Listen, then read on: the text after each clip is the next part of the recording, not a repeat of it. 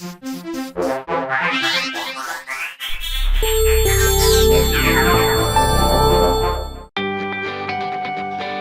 to the Canadian Guide to Mortgages.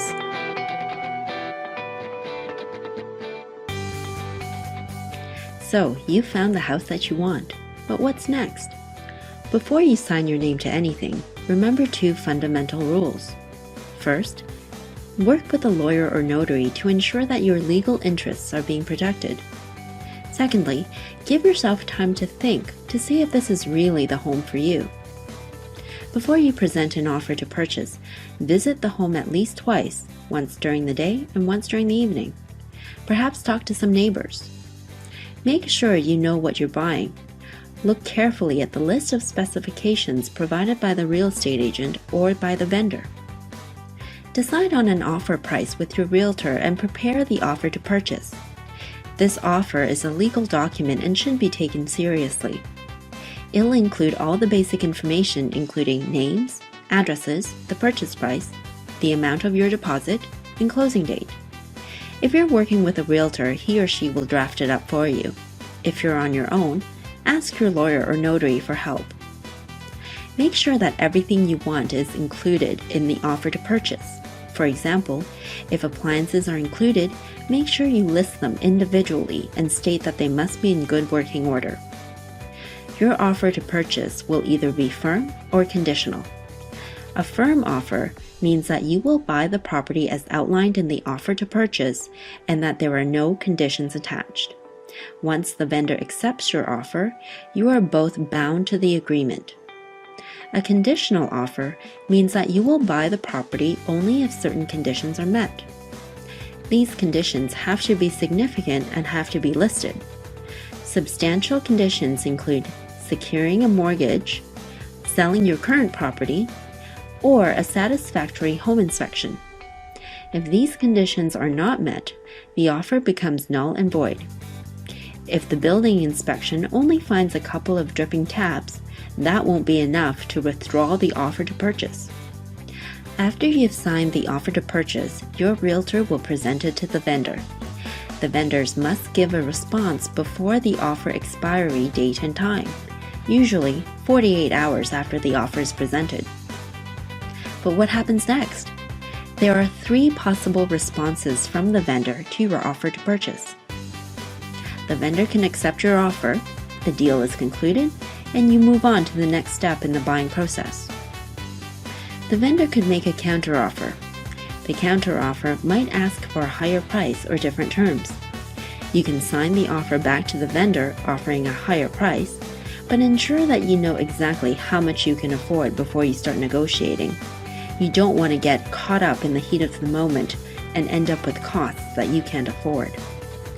If the vendor accepts this counteroffer, the deal is concluded. Or the vendor can reject your offer because he or she feels that your offer was too low to counter. If this is the case, you can consult with your realtor or mortgage broker and determine a higher offer that you can still afford and present another offer to the vendor. Or you can accept the rejected offer and move on to another house. If the offer is accepted, congratulations!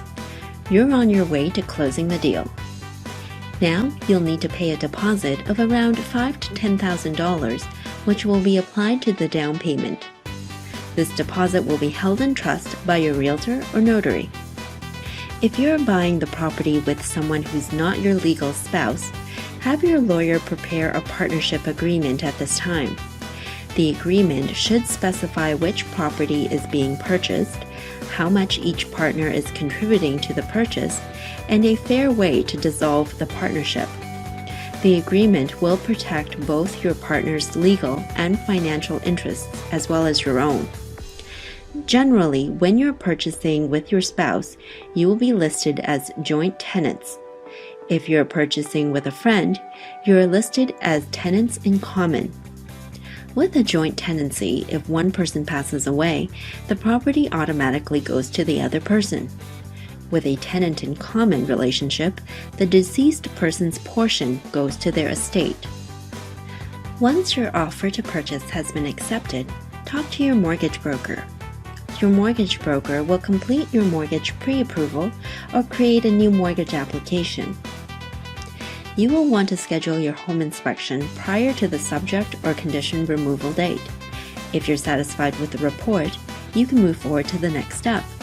However, if the home inspector finds problems with the house, such as a leaky roof, foundation cracks, or electrical issues, you and your realtor can use this report to come up with a list of repairs and amend your offer to purchase so that the cost of fixing these problems are paid for by the vendor. You will have until the subject or condition removal date to satisfy the conditions you have written into the offer to purchase, including getting a home inspection and securing your mortgage. You may elect not to remove subjects and conditions on this date if you're not confident that you can secure the financing that you need, or if you receive a home inspection report that includes major problems with the house. Between the time that the offer is accepted and the condition removal date, you will want to ensure that your financing is in place. If subjects are removed and the financing is not in place on closing date, you're legally bound to pay the vendor the full amount of the sale price, regardless whether or not you have a loan. If you do not remove conditions, the sale does not go through and your deposit is returned. If you remove conditions on the subject or condition removal date, you can move on to the next step in the buying process. Once the subjects or conditions are removed from your offer to purchase, you will need to put down another deposit. This is usually between $20,000 to $30,000. Again, this is held in trust by your realtor or notary. Once you've reached this step, the deposit is non-refundable. Between the time that the subjects are removed and the closing date, you will likely be busy working with your mortgage broker to secure your mortgage. This can take anywhere from 2 to 4 weeks, so make sure that you keep your mortgage broker up to date on your buying process. If you have not already done so at this point, you'll need to find a lawyer or notary. He or she needs to review all the documents related to your purchase, conduct title searches, and communicate with your lender. The job of the lawyer or notary is to review all the documents to ensure that the transaction is legitimate and to prevent you and the lender from falling victim to real estate fraud. This process can take anywhere from 1 to 3 weeks, so it's best to get a lawyer or notary involved as early as possible. Your lawyer or notary should meet with you before the closing date to review all the various documents so you know what you're signing.